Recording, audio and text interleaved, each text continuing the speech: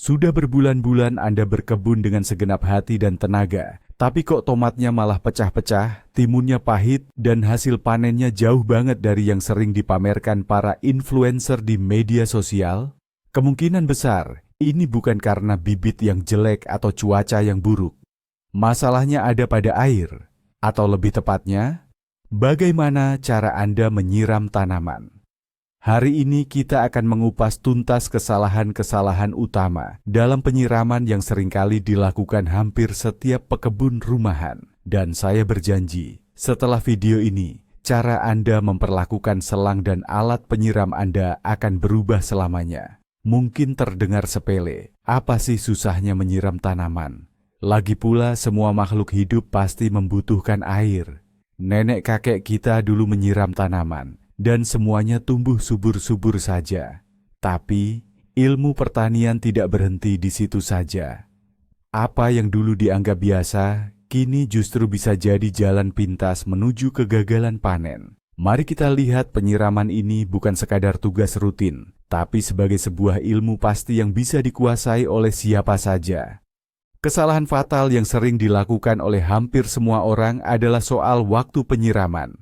Jujur saja, banyak dari kita yang datang ke kebun di akhir pekan dan menyiram kapan saja ada waktu. Seringkali, itu terjadi di tengah terik matahari. Kedengarannya logis, kan? Matahari bersinar terik, tanah kering, tanaman kepanasan. Kita merasa harus segera membantu mereka, memberi mereka minum. Tapi kenyataannya, ini adalah salah satu hal terburuk yang bisa Anda lakukan untuk hasil panen Anda. Bayangkan Anda baru selesai berlari, badan masih panas, lalu tiba-tiba disiram air es. Tidak enak, kan? Pasti kaget. Nah, akar tanaman juga mengalami syok yang sama saat tanah yang panas disiram air dingin. Ini adalah stres besar yang membuat tanaman menghabiskan energi, bukan untuk tumbuh dan berbuah, melainkan untuk bertahan hidup. Tapi, bukan itu saja. Ada bahaya kedua, tidak kalah liciknya, dari penyiraman siang hari.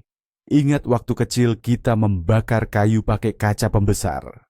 Nah, setiap tetesan air yang tertinggal di daun akan berfungsi seperti lensa kecil.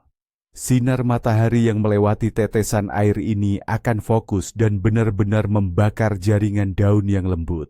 Akibatnya muncul luka bakar matahari, bintik-bintik kuning kecil, atau keputihan yang sering disalahartikan sebagai tanda penyakit.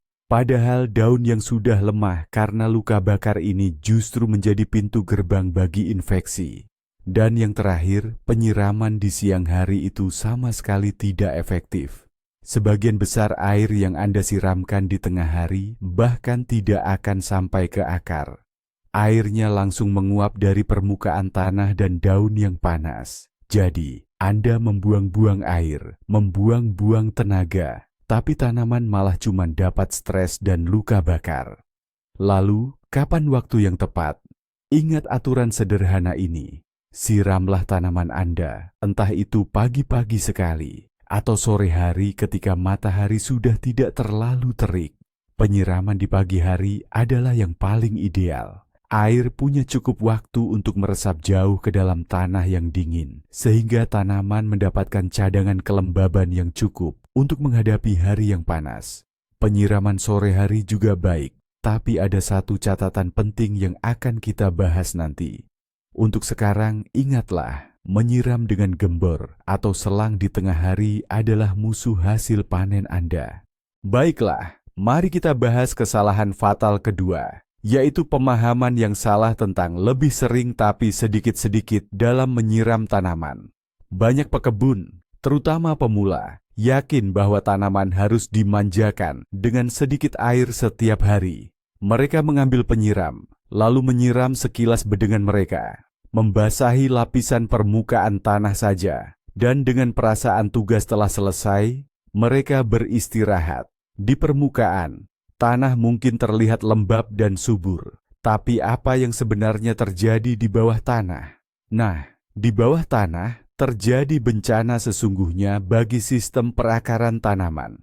Ketika kita menyiram sering tapi sedikit, air hanya meresap beberapa sentimeter ke dalam tanah.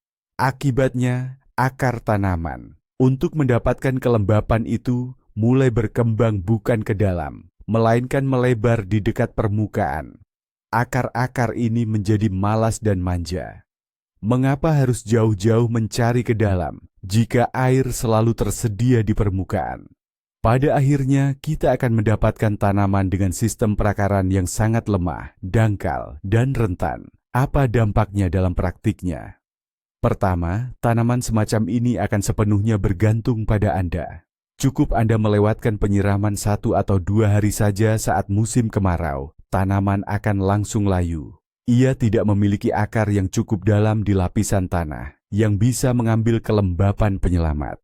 Kedua, akar permukaan ini sangat mudah rusak saat Anda melakukan penggemburan tanah atau penyiangan gulma. Sedikit saja cangkul Anda menembus lebih dalam, dan selesai. Anda telah merusak organ vital tanaman. Selain itu, akar-akar semacam ini lebih rentan terhadap perubahan suhu ekstrim. Siang hari bisa kepanasan di bawah terik matahari, dan malam hari bisa kedinginan. Pendekatan yang benar adalah penyiraman yang jarang namun sangat melimpah. Tanah harus benar-benar basah, hingga kedalaman setidaknya 15-20 cm, agar air mencapai akar terdalam. Penyiraman seperti ini memaksa akar untuk tumbuh mencari air lebih dalam, menjadikannya kuat, kokoh, dan tahan terhadap kekeringan. Tanaman dengan sistem perakaran seperti ini akan mampu mengurus dirinya sendiri, bahkan jika Anda pergi selama beberapa hari. Jadi, lupakan kebiasaan mondar-mandir setiap hari dengan penyiram. Lebih baik menyiram sekali dalam beberapa hari, tapi pastikan dengan benar-benar basah. Inilah kunci tanaman yang kuat dan panen yang melimpah. Sekarang mari kita bahas mitos populer ketiga yang sering menyebabkan penyakit dan kegagalan panen. Mitos ini adalah praktik menyiram tanaman melalui daunnya, atau yang sering disebut mandi penyegar. Banyak yang mengira praktik ini sangat bermanfaat. Debu akan hilang, tanaman jadi bernapas, dan terlihat lebih segar serta bugar setelahnya. Namun, pada kenyataannya, dengan menyiram daun, Anda justru seringkali tanpa sadar menciptakan kondisi ideal bagi musuh terburuk para pekebun. Namanya adalah Phytophthora. Bayangkan, Anda menyiram tomat atau mentimun Anda di sore atau malam hari, langsung ke daunnya.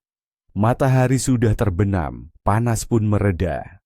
Tetesan air akan menempel pada daun, di sela-sela tangkai daun, dan tidak mengering sepanjang malam. Apa hasilnya? Suhu hangat dan kelembaban yang konstan.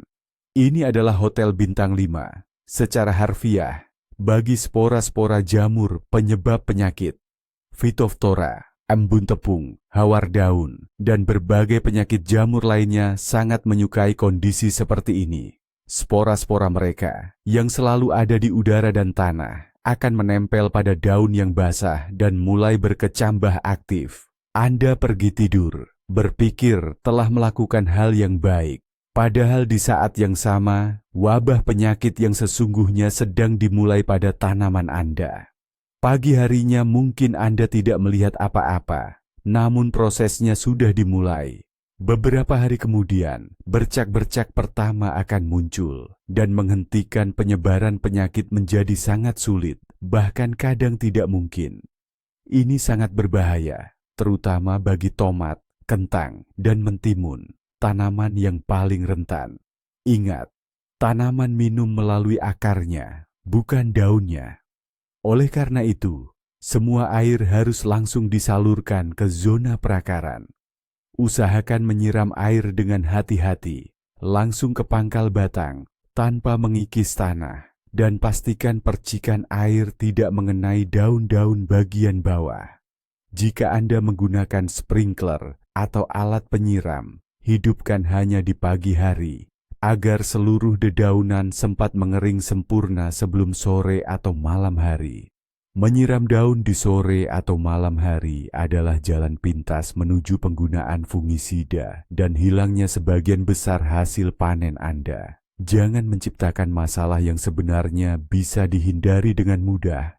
Dan yang terakhir, kesalahan keempat yang seringkali dilakukan dengan niat baik, namun berujung pada hasil yang menyedihkan. Kesalahan ini adalah menyiram tanaman dengan air yang terlalu dingin dan tekanan yang terlalu kuat. Bayangkan, Anda memiliki sumur bor atau sumur di kebun. Airnya jernih, namun sangat dingin.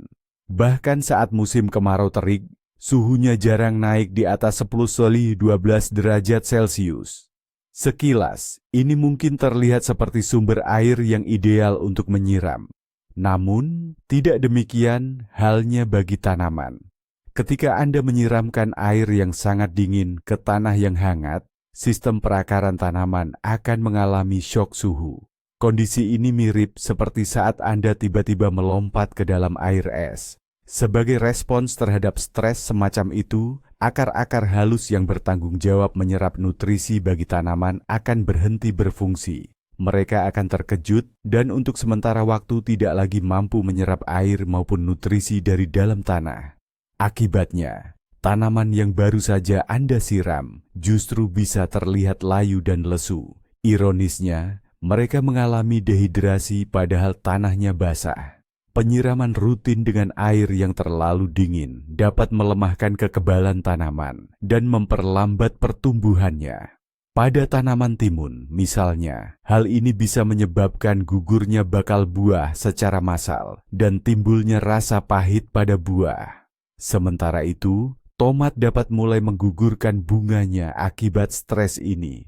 Untuk menghindari dampak negatif ini, air untuk menyiram sebaiknya didiamkan terlebih dahulu. Tuangkan air ke dalam tong, bak, atau wadah besar lainnya. Dalam sehari di bawah sinar matahari, air akan menghangat hingga mencapai suhu lingkungan yang nyaman. Dengan demikian, penyiraman ini akan menjadi kebaikan sejati bagi tanaman, bukan sumber stres. Bagian kedua dari kesalahan ini adalah menyiram dengan semburan air yang kuat dari selang. Ketika Anda menyiram dengan tekanan tinggi, Anda tidak hanya merusak batang dan daun yang rapuh. Kerusakan utama justru terjadi pada tanah. Semburan air yang kuat akan memadatkan lapisan atas tanah, mengubahnya menjadi kerak. Kerak ini menghalangi udara untuk mencapai akar, yang dapat menyebabkan sesak napas pada akar. Selain itu, tekanan yang kuat juga dapat mengikis lapisan tanah subur di sekitar batang, sehingga akar-akar permukaan terbuka dan menjadi rentan.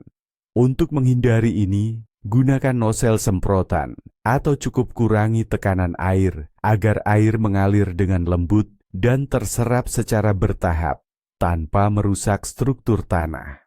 Sikap hati-hati dalam mengelola air dan tanah adalah kunci utama bagi kesehatan tanaman Anda.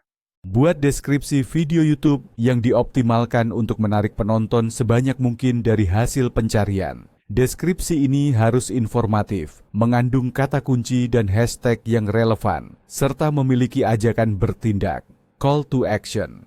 Susunlah deskripsi yang satu, dimulai dengan paragraf pembuka yang menarik perhatian. 1-2 baris pertama terlihat tanpa perlu mengklik selengkapnya, yang secara singkat menyampaikan inti video dan mendorong penonton untuk mengklik. Gunakan kata kunci terpenting di bagian ini. 2. Mengembangkan topik video secara mendalam, mengintegrasikan query pencarian yang relevan dan berpotensi populer terkait topik ini dan bidang terkait.